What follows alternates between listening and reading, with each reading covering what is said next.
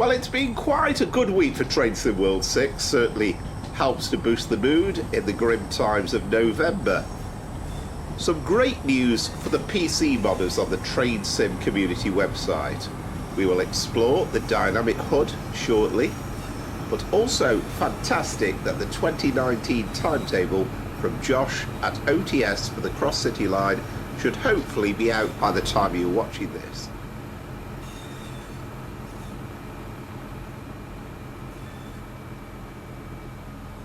As you may have seen from some of my videos and on TrainSim TV, this is a very comprehensive timetable, the biggest yet I believe for this route, and offers plenty of gameplay.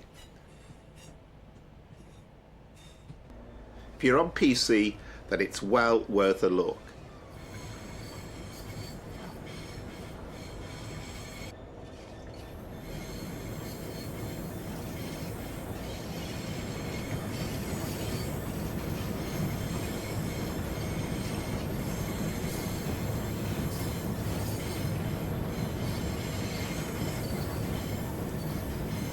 And the next cargo line pack from Skyhook Games.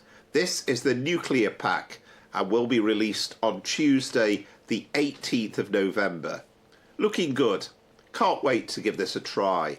If you were around in the 1980s, you may well remember a demonstration with a Class 45 to crash the nuclear wagons and show how sturdy they were. This will add services to the West Coast Main Line South and Overshat routes, with the Riviera line to be added to hopefully soon. But the main focus of the video today is the dynamic HUD released very recently. Let's give that a whirl to see what it's all about.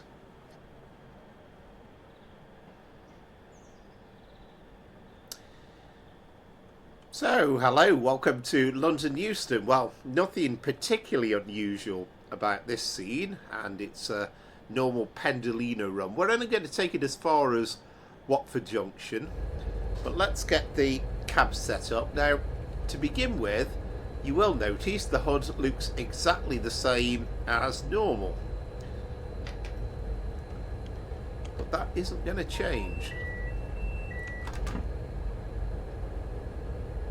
When I say that isn't going to change, it is going to change, but we'll describe it in a bit more detail in a second. First of all, get our train set up, get the tasks all sorted out. Bright, that will do us. We'll do the usual displays over here, so vigilance, driver safety device, the DSD, and the AWS, but of course you also have to do the fuse up here as well. And there it is. We are due away in a few seconds at 12:16. I think we've just seen a London Overground train just departing as well.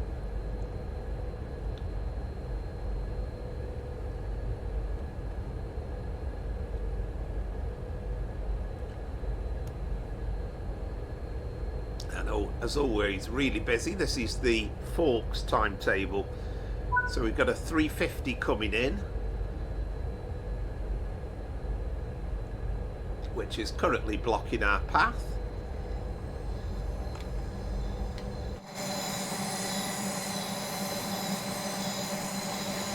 Just getting the doors closed on our Pendolino.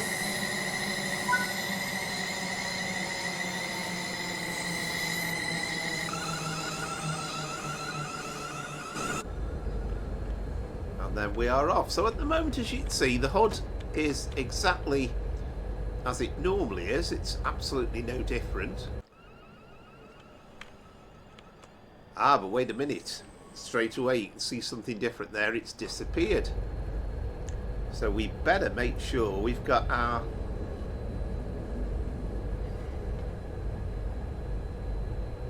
speedometer in view as well. Now it will tell us if we go over the speed limit. Now if you want to bring it in, then you can see it's F5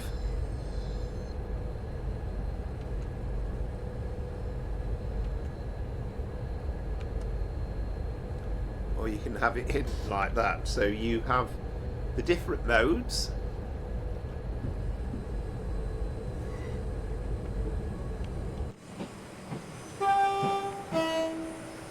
Might help if we had some day headlights on for a start, wouldn't it?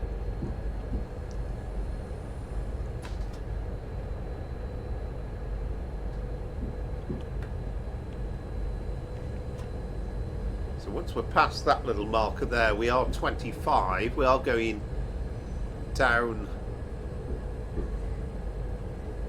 towards the tunnels. I think it's Park Lane tunnels. So the great thing is, when we're approaching Watford Junction, we shall still see a countdown in terms of the yards. The HUD will briefly reappear again.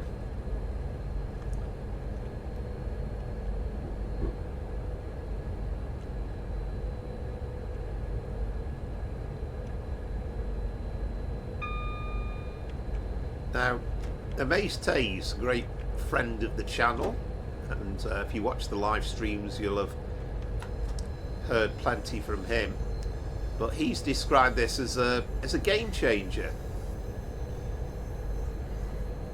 and it's kind of easy to see why, because in all honesty, when we're doing these runs, much as though I thoroughly enjoy them, you kind of become slightly lazy, in all honesty, because you're looking constantly at that track monitor in the corner. I mean, how often, and I don't know whether you are the same, but how often can you actually say that you've been watching and looking at the speed boards that you actually see visually through the window there?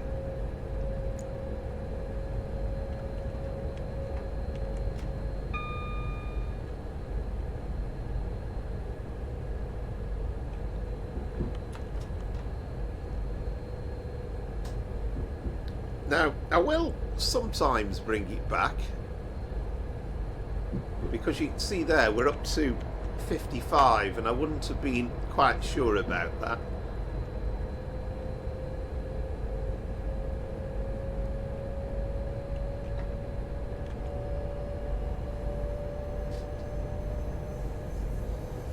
We are now on the down fast line, so this is reasonably straightforward, because this is partly why I chose this run as the first one, because we kind of go up in stages, and then the only time we have a reduction in speed is at Bushy, just before Watford Junction. So I'm going to see if I can manage not to speed for this journey.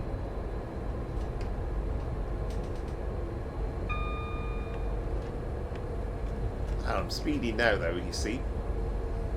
I knew that the second I said that, yeah, I should have remembered it was 50, not 55, and you've just seen the 55 board there.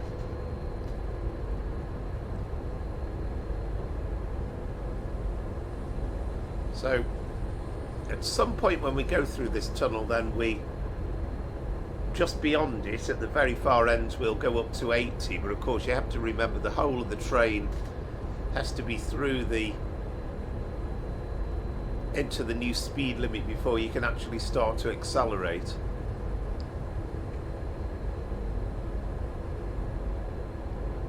So if that's the only time that I speed in the journey, then I'll be to Watford Junction, then I'll be more than happy. It certainly will take a lot of practice, this, getting used to it.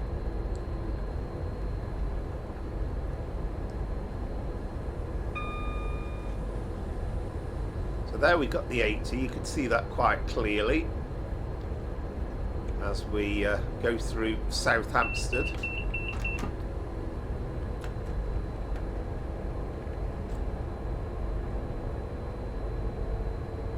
Again, it's kind of like educated guesswork really as to if all of your train is through the section, but clearly we are.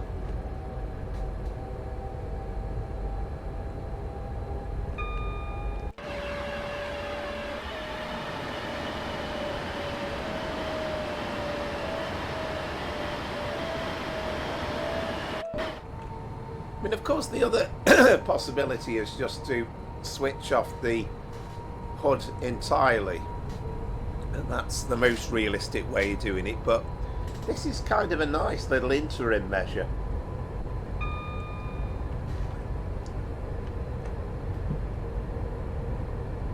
Now there you saw EPS excuse me, sorry, I've still got a bit of a throat, but you could see EPS 100 now. This is Queen's Park.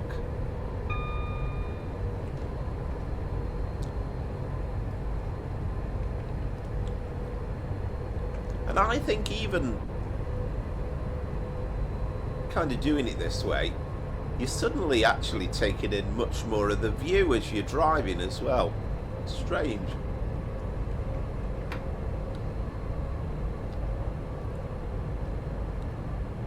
And remember, you can, at any point you want, you can literally put it back again.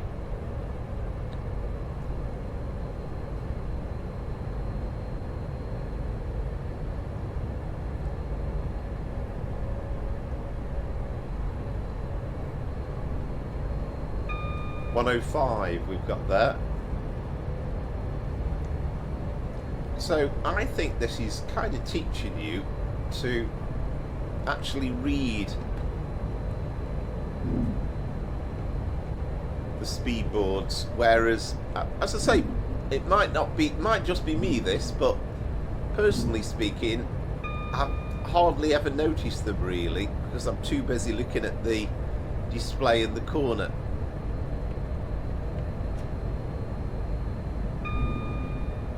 I couldn't quite see that one actually. I didn't properly notice it. But I do know that once we go through Wembley Central, then we are good for 125.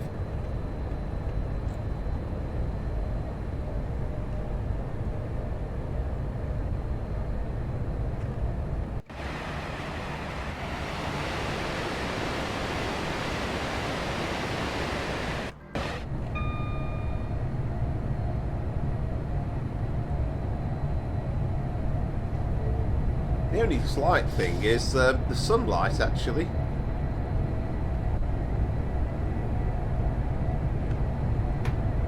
Yes, I think at this point we are actually good for 120, and then it becomes 125 once we get through the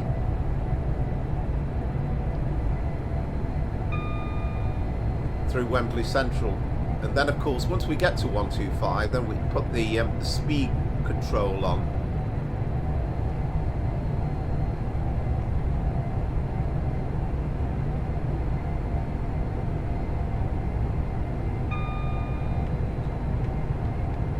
As a route, this route is fairly straightforward.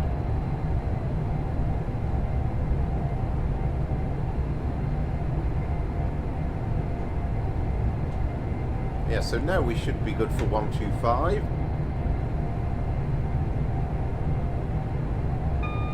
can never remember the button actually to put the speed control on automatically from the keyboard. I'm always forgetting that.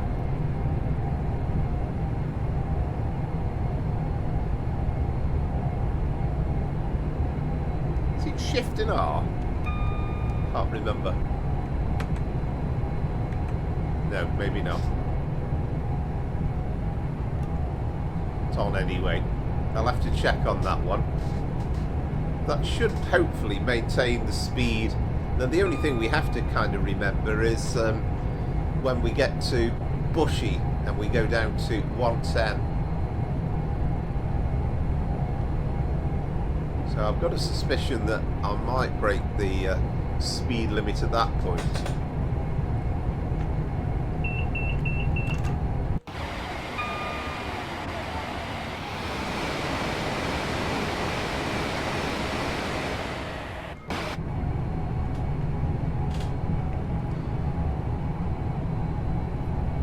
But I can say definitely that the... This is Harrow and Euston. I can say definitely now that the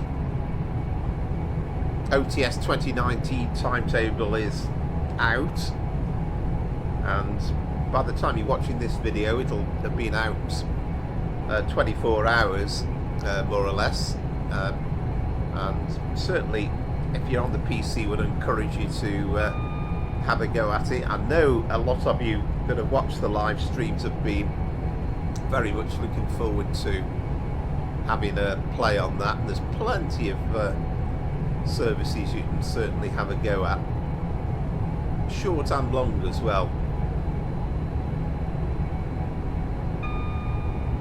Looking forward to the cargo line nuclear pack as well, and that comes out on Tuesday the 18th of November, so that's going to be interesting. Also, briefly as well, looking on Train Sim Community, there's a beta Glossop line timetable as well, so certainly interested in having a look at that. And I think that's kind of set in a pre-Pendolino era. I think the person who's built it, and now then, we're not far off from Bushy here, are we? That I do know, so I'm going to get that speed down to 110.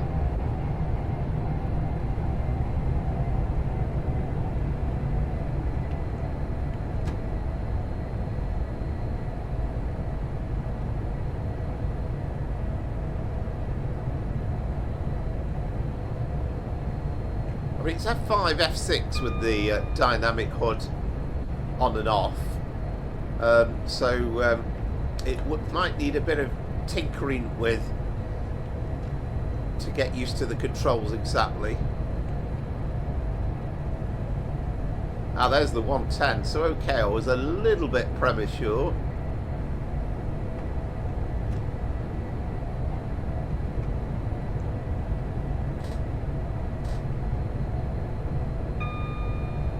HUD when approaching an objective will show, it says.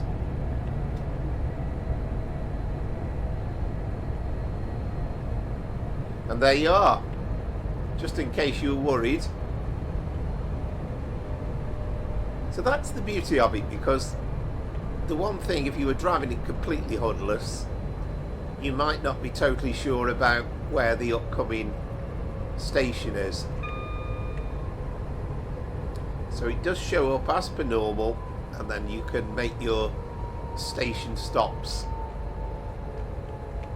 But I think it's a really good little feature, this, and it's a PC only mod and available on Train Sim Community. I'm sure there'll be some tinkering with, getting it just right. There's a 710 coming into the DC line platforms as well.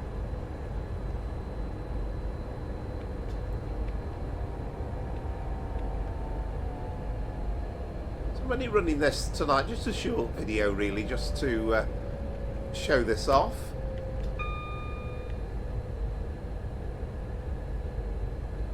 Not going to do the full run to Milton Keynes yet.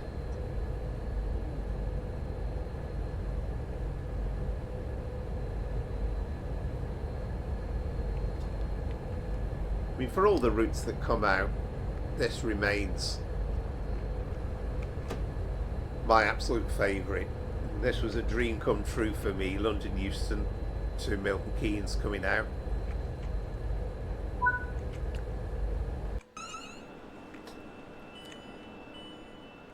So there we go. So as I say, just a quick video from me. Hope you enjoyed that, and not quite completely HUDless, well, the dynamic HUD, so it'll show up at certain points as you're approaching stations, but it's just, I think personally, just teaching you to kind of looking at the speed boards a bit more effectively. And I'm sure I'll make many errors with it, but it's just an extra little challenge to go with things. So hope you've enjoyed that video, and if you've enjoyed it and you haven't done so before, then please consider liking and subscribing.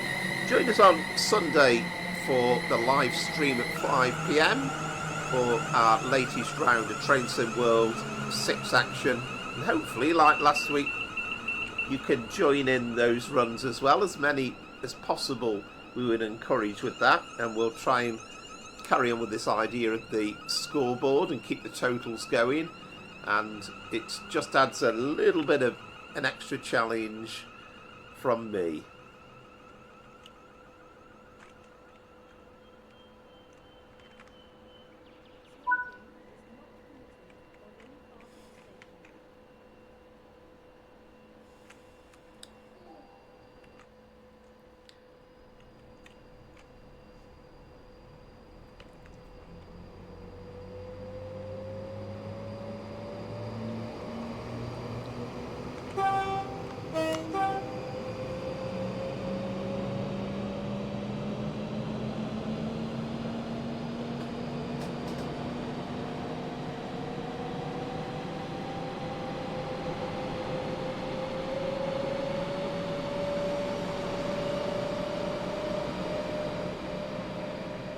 So there we go.